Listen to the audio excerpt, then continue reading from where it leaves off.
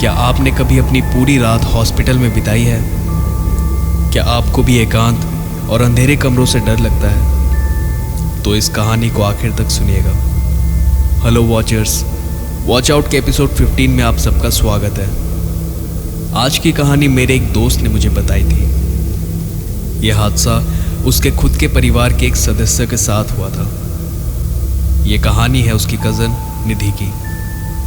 निधि एक बहुत ही शांत और भोली लड़की है। अपना हर काम बड़ों से पूछ कर करना और बड़ों को सम्मान देना उसकी खासियत है।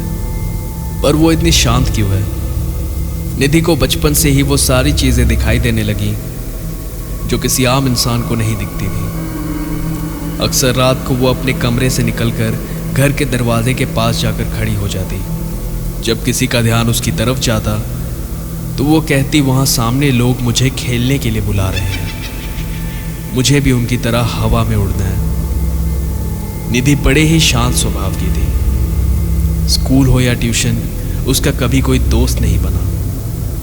जब भी उससे पूछा जाता तो वो कहती, सब मुझसे डरते हैं।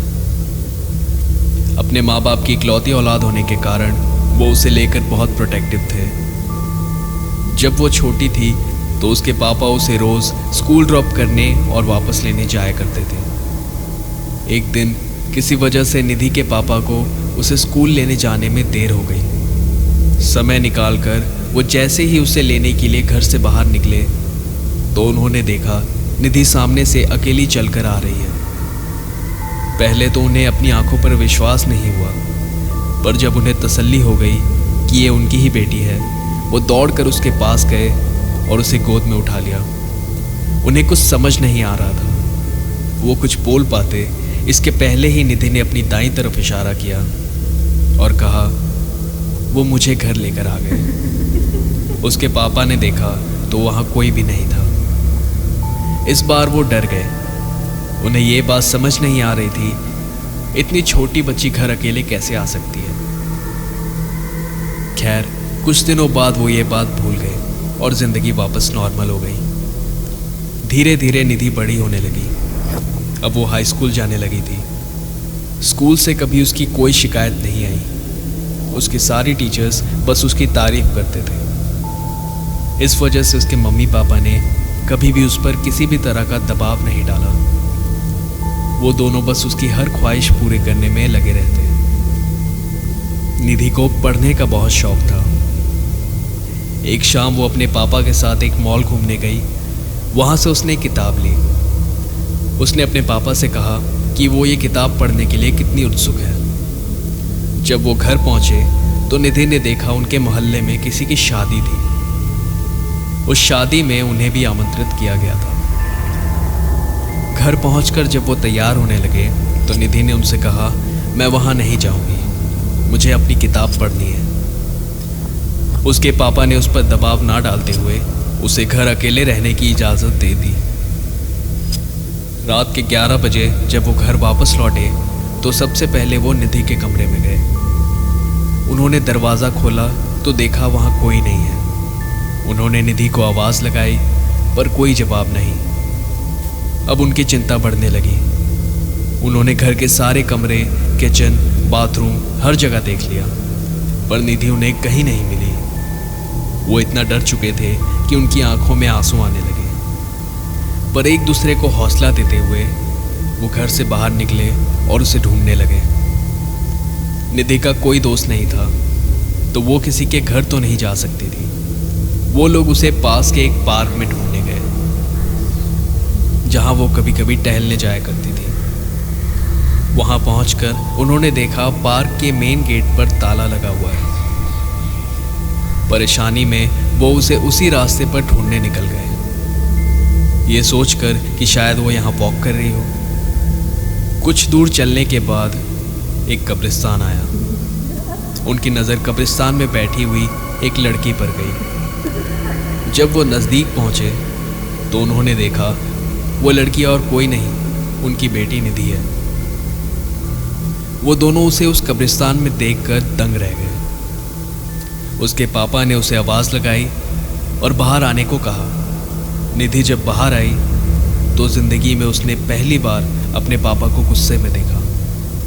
जब उन्होंने उससे पूछा कि तुम इतनी रात को यहाँ क्या कर रही हो, तो उसका जवाब सुनकर वो हैरान हो गए। निधि ने उनसे कहा कि मोहल्ले में शादी के चलते बहुत शोर था, मैं अपनी किताब नहीं पढ़ पा रही थी। मम्मी तब घर में आई और मुझसे बातें करने लगी। मैंने उनसे कहा कि इतने शोर के चलते मैं किताब नहीं पढ़ पा रही हूँ। उन्होंने कहा मेरे साथ चल। मैं उनके पीछे चलने लगी।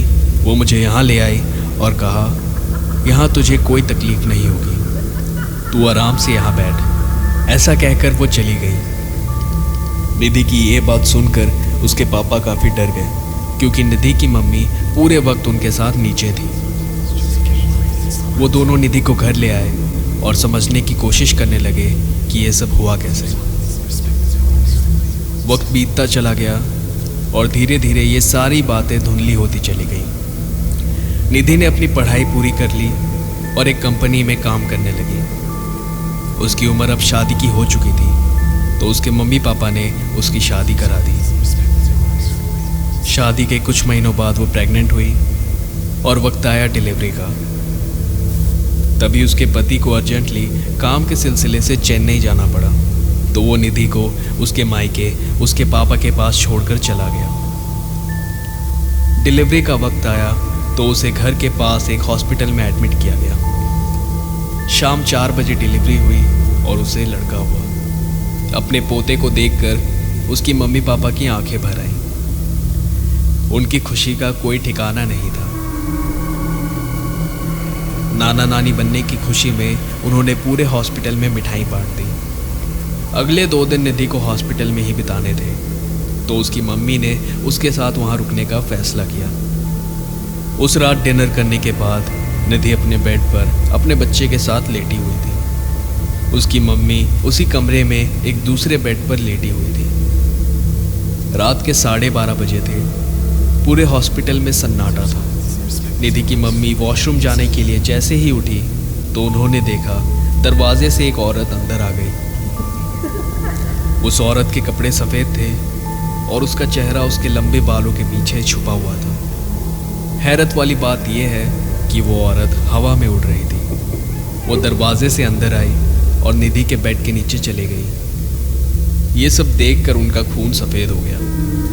वो इतनी ज़्यादा डर गई कि वो चाह कर भी नहीं चिल्ला सकी। कुछ देर बाद वो औरत बेड के नीचे से निकली और खिड़की से बाहर चली गई। जैसे ही वो औरत कमरे से बाहर निकली, निधि बेड पर उठकर बैठ गई और अपने मम्मी की तरफ देखने लगी। उसने कहा, आप डरो मत, वो बस मेरे बेटे को देखने आई थी। निधि की ये बात सुन के उन्हें वहाँ रुकना ठीक नहीं लगा। उन्होंने डॉक्टर से निधि को डिस्चार्ज करने की रिक्वेस्ट की। डॉक्टर्स ने उन्हें परमिशन दे दी और वो उसे घर ले आई। निधि को आज भी वो सारी चीज़ें दिखाई देती हैं। उसका कहना है कि उन चीज़ों ने उसे आज तक कभी तकलीफ नहीं दी और आगे भी नहीं देंगी। वॉचर्स, अगर आपको मेरी ये कहानी अच्छी लगी हो तो इसे अपने दोस्तों के साथ शेयर करें। मेरे चैनल वॉच आउट को सब्सक्राइब करें। मैं एक नई कहानी लेकर आपके पास जल्द लौटूंगा। तब तक के लिए be safe. Her her Mahadev.